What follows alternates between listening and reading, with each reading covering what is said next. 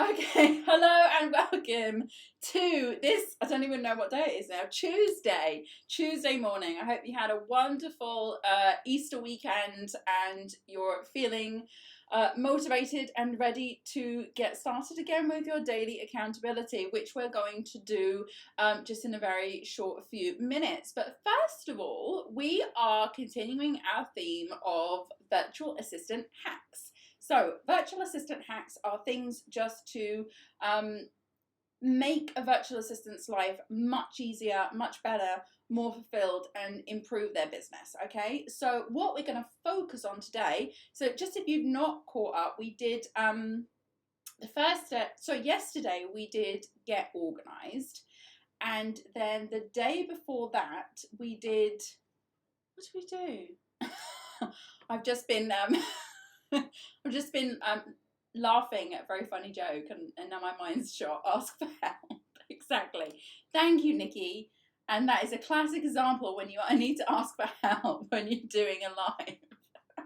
So we did ask for help and then getting organized. Today is really for me a super hack, especially when it comes to growing a very, very profitable business. Okay.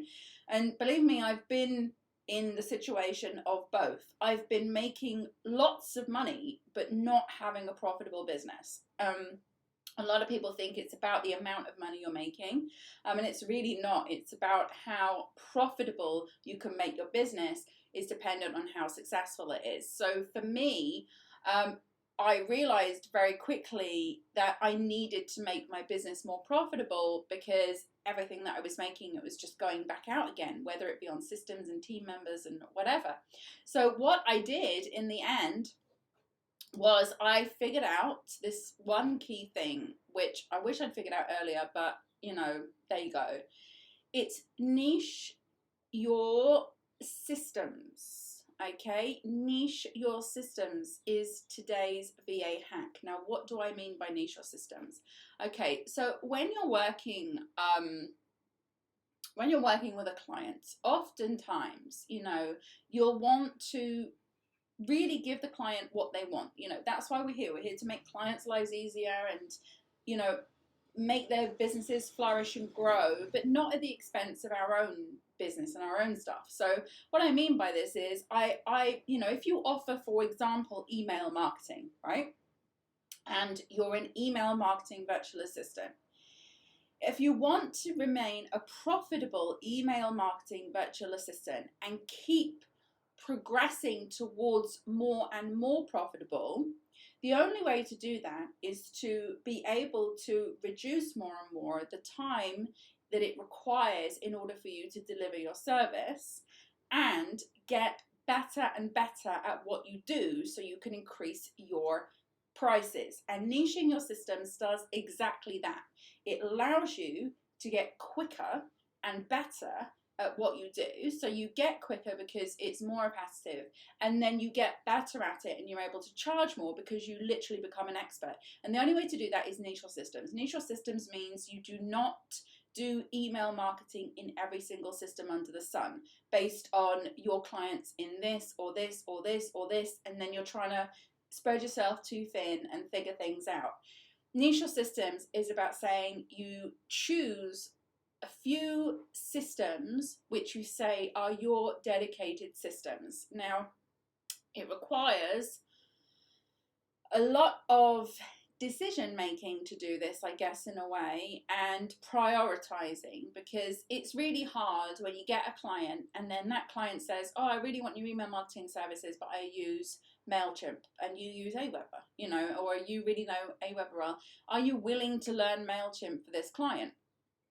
Now, for sure, email marketing systems can be much of a muchness. They can all be very similar, but they're not all similar.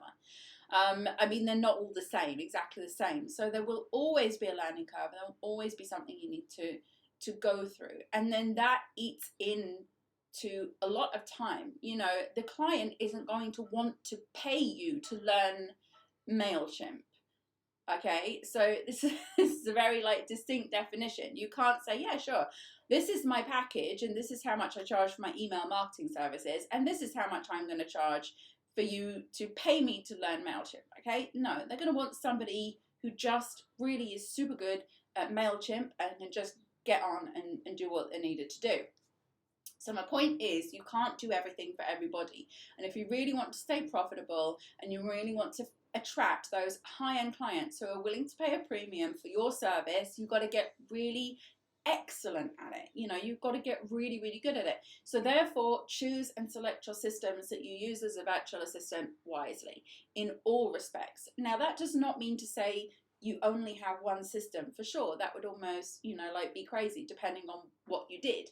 You know, obviously for me, my system of choice to build online businesses and do email marketing and stuff like that is Podia. That's what I choose. Do I build sites in any other system now? No, I do not. Am I more profitable because of it? Yes. Do I attract higher end clients because of it? Yes. Okay, so it works, and it absolutely works across every platform and system that you could possibly think of. And I don't just mean this in the systems that you choose to deliver your services, whether you're doing, you know, you choose 1 or 2 maximum customer support desks to deliver your customer support services, or a couple of systems or 1 system maximum for email marketing, whatever it is. You've got to really be invested into that system and want to really, really learn that system well, because that will also unlock loads of other things that most virtual assistants won't be able to grasp, the generalist ones who do spread themselves too thin across all of these platforms.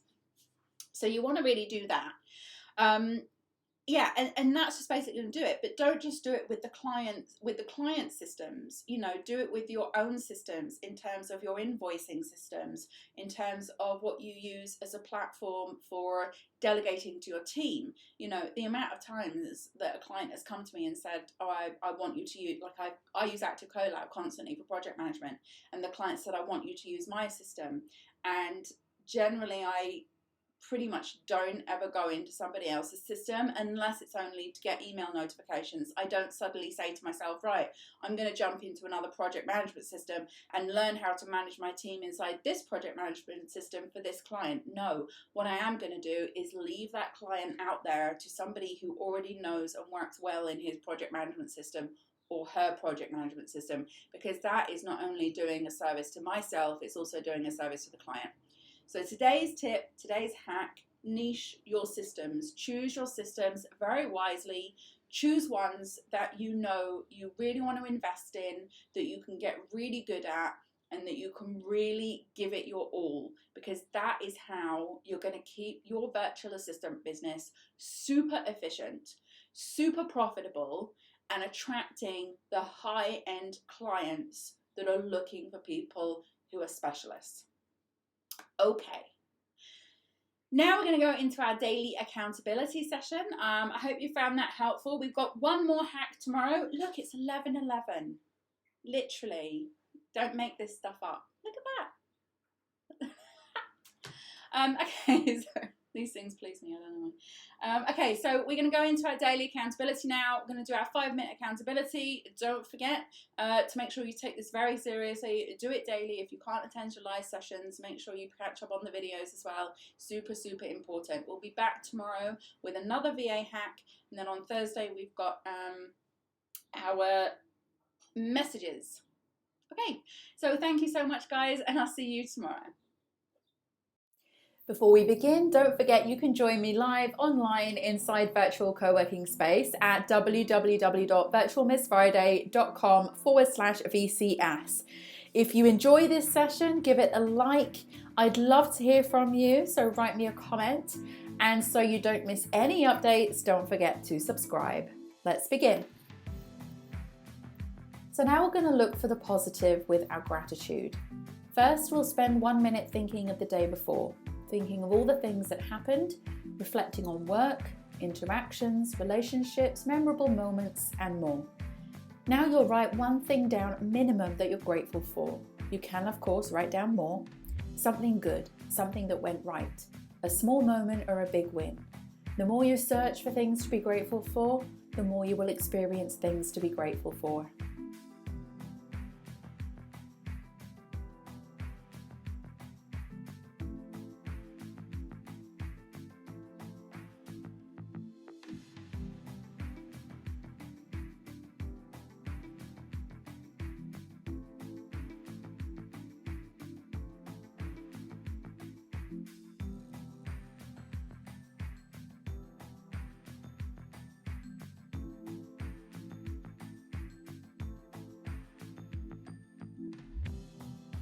Now we're going to read out your goal. Make sure your goal is written down in a journal or somewhere you can easily access it. Read your goal now, ideally out loud, and commit to this goal. Believe it will happen. And by reading this daily, the universe knows clearly what your goal is, and the things begin to shift in the direction of your goal. Follow your instincts when this happens by taking action.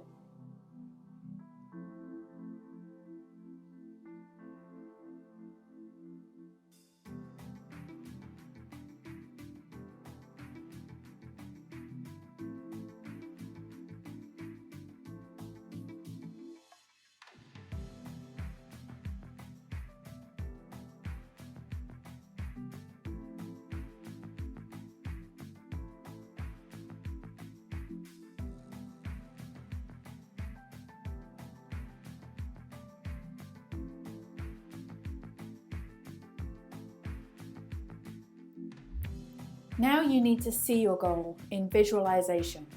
Spend this minute thinking about the goal in your mind. See yourself taking steps towards the goal, or even better still, see yourself having already achieved the goal. Close your eyes and go there. Step into the feeling, step into the place, step into the accomplishment.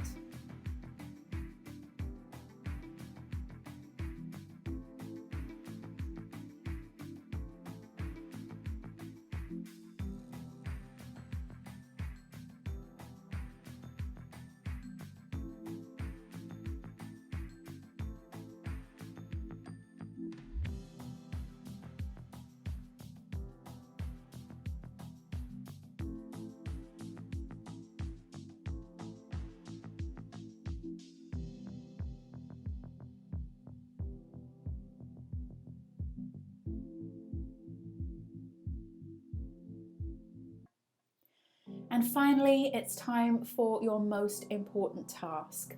Set this task for today and make it relating to your goal.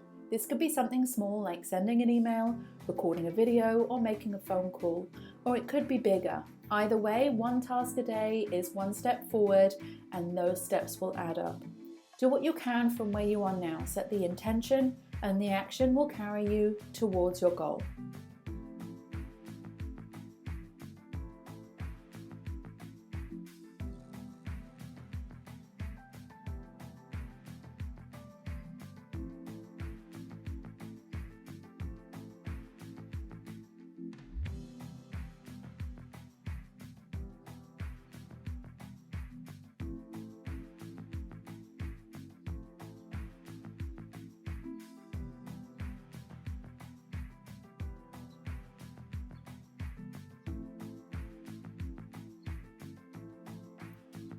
Well done you for completing your daily co-create session. Have a fantastic day ahead, and I'll see you next time.